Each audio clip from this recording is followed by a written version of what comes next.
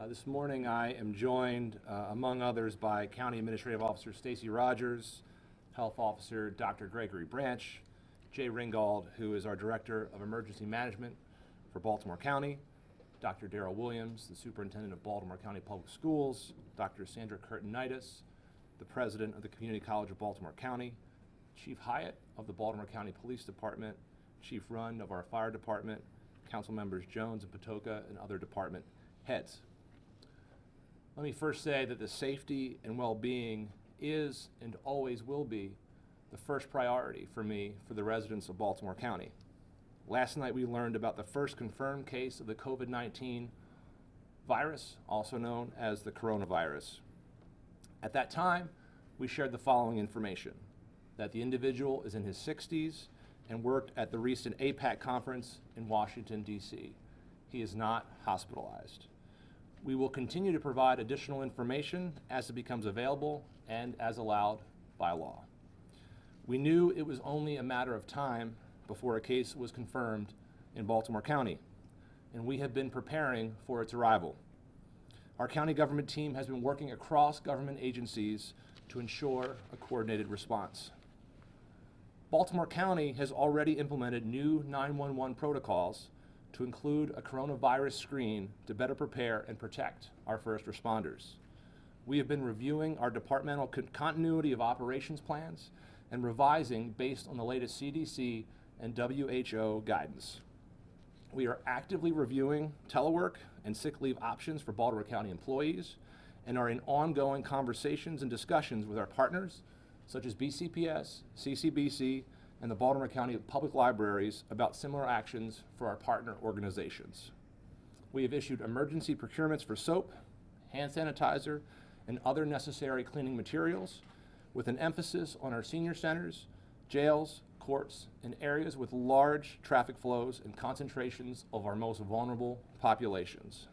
Today, we are announcing additional updates. Out of an abundance of caution, all senior center organized activities will be suspended immediately. Based on state guidance, Baltimore County senior centers will also be closed to the public effective Monday. We know that some of our seniors rely on our centers for meals and other services, so we encourage them to work with senior center staff between now and Monday to ensure they are prepared for this closure. We also encourage those individuals to call the Maryland Access Point hotline at 410-887-2594. Baltimore County is suspending all non-essential out-of-state travel for employees until further notice. And while our recreational facilities will remain open, we are suspending organized recreational activities by the Baltimore County Department of Rec and Parks until further notice. Accordingly, we are also advising rec councils to suspend all of their sporting events. We are canceling Baltimore County's remaining 3 budget town halls, and in the near future, we will be announcing a virtual option for residents to continue to share their priorities and feedback. We will also postpone pending and currently scheduled CZMP meetings and are exploring virtual options for these meetings as well. In that spirit, we are also now encouraging organizations holding or scheduled to hold large events in Baltimore County to likewise consider postponements or cancellations in accordance with CDC best practice protocols. We will continue to evaluate county operations as the situation evolves and make adjustments as necessary to ensure the safety and health of the public. As Baltimore County continues to plan and execute a multi-agency coordinated response to this pandemic, we urge our residents to continue to follow state, CDC, and WHO health guidelines. Among them, we encourage residents, especially those most vulnerable, to avoid large crowds and practice social isolation when possible. We will continue to monitor the situation, coordinate with our partners at the state and federal level, and take additional actions as necessary. It is clear that we must take this threat seriously. We are doing just that and will continue to do so here in Baltimore County. And with that, I will turn the program over to Dr. Branch, who will be followed by Jay Ringgold, Dr. Williams, and Dr. Curtinitis before questions. Thank you. Good morning. And thank you for joining us today as we announce the first confirmed coronavirus case in Baltimore County. The World Health Organization has designated the COVID-19 outbreak as a pandemic. Baltimore County is ready. We have been engaged since early December when the first reports from the WHO and the CDC were issued. As a result, we can see, SEE, clearly how to best navigate the pandemic. Seeing clearly includes providing surveillance and approval of testing, investigating testing statuses, and continually monitoring the state, national, and international landscapes in order to better address our local needs. Providing education and up-to-date information to all of our stakeholders, our staff, and the general public. And the executing of plans and protocols to increase safeguards for our residents, staff, and our families. But let's be clear, this is now a pandemic. Therefore, while we have confirmed the first Baltimore County case, it most certainly will not be the last. We will not be able to stop this pandemic. However, we can all help to slow down and decrease the number of cases so that our hospitals and healthcare networks will not be overwhelmed. There are several things that we can do, including number one, be calm. Number two, wash your hands frequently using soap, water, and friction and wash for at least 20 seconds, rubbing vigorously. If you don't have the soap and water, please use the sanitizer with at least 60% alcohol. Avoid crowds as much as possible, especially if you're over the age of 60 and have a pre-existing medical condition. Stay at home if you're feeling ill. Cover your cough and sneezes and observe healthy personal hygiene practices. And did I mention, please, please wash your hands frequently. These may seem to be like small things, but they have a major, major impact. It's also very important to keep our residents informed and to provide a place to receive credible information, especially since inaccurate information is dangerous information and sometimes can spread quicker than any virus. To make the best possible information available, we have instituted a hotline for any coronavirus-related calls. The hotline now is open, and the number is 410-887-3816. You may also visit our website at www.baltimorecountymd.gov. These are excellent resources for your questions, concerns, and the most up-to-date information that you can confirm and dispel any information you may be hearing. That number again, 410-887-3816. It will be open daily from 8:30 a.m. to 5 p.m. as we continue to provide surveillance, education, and as we execute our plan against this pandemic. Your Baltimore County Department of Health is on the job and here for you, so please don't hesitate to call us. Thank you. Jay? Good morning. I'm Jay Ringgold, the Director of Emergency Management for Baltimore County. Baltimore County Emergency Management Division has raised its level to an enhanced level as of last week. We are currently convening our EOC reps to be prepared for the opening and operation of an EOC.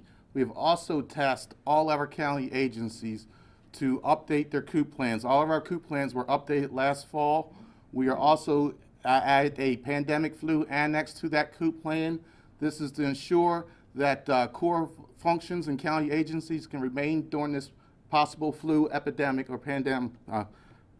coronavirus epidemic. We are doing everything possible with emergency management. We remain in communication with the county administration, the Health and Human Service, and Dr. Branch. We're doing everything we can to prepare our agencies to ensure that we can continue county functions throughout this pandemic. Thank you. Dr. Williams, Superintendent, Baltimore County Public Schools. So good morning for Baltimore County Public Schools. We are conducting daily briefings with the Baltimore County health officials, cabinet members, senior leaders, and have a COVID-19 task force to examine our protocols and operations of the system. We have provided weekly communications to our principals, staff, parents, and community members. References are on our website. Our school board also has been briefed. We have communicated to our schools about the critical times throughout the instructional day for students and staff to properly wash hands. We have canceled out-of-state professional development activities and professional conferences for staff until further notice. We are canceling and postponing all large assemblies and events until further notice. We have limited field trips to in-state, but will continue to re-examine that decision. We're looking at them case by case. And finally, all Maryland school superintendents have been in contact with each other, and we have regular updates from our state superintendent, Dr. Karen Salmon, which I have a conference call at 11:30 this morning. Any decision made regarding closing of schools or the altering of the school day will be made in partnership with the Baltimore County Health Department and the State Superintendent of Schools. Thank you. Dr. Kurtenitis. Thank you. The college has been implementing progressive measures since January. We've canceled all travel except the most necessary, and we are canceling or postponing all major events. The most significant thing we are doing, however, is as of next Monday, March 16, the college will remain open, but all in-person campus-based classes will be suspended for 1 week to give our faculty an opportunity to move to a remote delivery system. Those classes will reconvene then on March 23rd, and this plan will be in place until April 30 unless conditions change or modulate in some way. Thank you. As you can tell, we are actively in collaboration with our partners in all agencies. I see Reverend Stevens with the Senator Cardin's office, so we are constantly actually talked to Senator Van Hollen this morning as well. So we are constantly in partnership and collaboration with our state and federal partners across the county enterprise, and we continue to take this seriously, and we'll take all steps to ensure the safety and well-being of our residents. With that, happy to open up questions for me or others. Kindly provide us with a copy of the COVID-19 response plan, and if not, could you talk to us about why you can't provide that information to the public? Stacy, I'm going to turn that over to Stacy Rogers, who's leading up the COOP plan leadership. Our plan is multifaceted, which includes what our colleagues at the school system are doing and at the community college and internally. We're pulling pieces together that talk about our actions, but many of our actions that the CE articulated this morning are indeed the steps that we're taking. Once we have our COOP plans available in terms of integrating a public health component, we're happy to talk more about that. Can you say anything more about this first case? And this may be Dr. Branch or the county executive. I know you can't reveal personal information, but I understand there are several cases around the country tied to the APAC conference. Are you worried about others? I know there are several Towson University students who are quarantining right now. So what happens is the fact that when you have a pandemic and we have this issue with the virus, especially a new virus, there are going to always be more cases. And so we know that in that area of DC, at that particular hotel, people have been exposed. So what happens is the fact that we're going to have to wait at this particular time, and we start to definitely test folks who were there if they become symptomatic. And then all that we have to do an investigation of all the people who they were then associated with. So that's what my department does. So we actually work with that person and then all the people that they've touched. And is it true that there was limited contact by this person? Is that what you were saying in the press release last night? So what happens is the fact that there is, it depends on how you want to define limited, right? Because most people don't live in a bubble. Right, but at this particular time, we were able to kind of contact all the people that we thought that that person was in contact with and do the appropriate testing when necessary. Okay, Dr. Branch, I just want to follow up on Mike's question because globally, the delay of the symptoms being visible to a person is one of the reasons why there seems to be an exponential rise in really severe cases showing up at hospitals.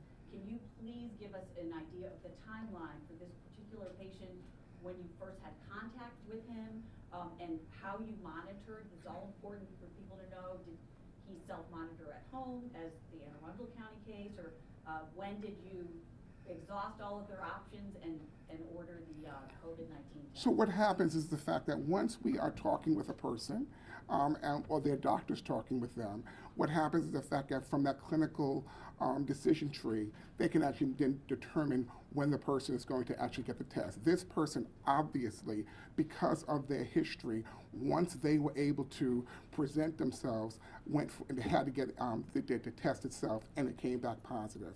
Then once that test comes back positive, we have to now look for all the other people who are in their circles, right? Now, the specifics on exactly when the person presented, I don't have that information at this point. No. It's definitely monitored for 5 days, or I'm wondering how long, so you don't know how long he's monitored Right. before the test. Can you please, this has been a nationwide problem, the testing. Was this test one of the ones before the rapid test? So was it the manual test done at the state level, which took maybe 72 hours to come back? Because that's important information as well. When was the test administered and the results came back? The specifics of that particular case, I could not tell you specifically what test it was. He did have a confirmatory test that said that he had the coronavirus, yes. But you don't know the lag between the test being administered? I don't have that information. Okay. All right. Kate, I'll just add that your question, I think, speaks to the need for the social distancing that is best practices and guidelines because of the incubation time, because of the uncertainty, because so many people are asymptomatic. That's why we're announcing these additional measures today, because of the unknowns and out of an abundance of caution. That's why I asked. Last question. Right. As far as the school system is concerned, does this mean canceling, when you say large events, is it canceling things like audiences for athletic events?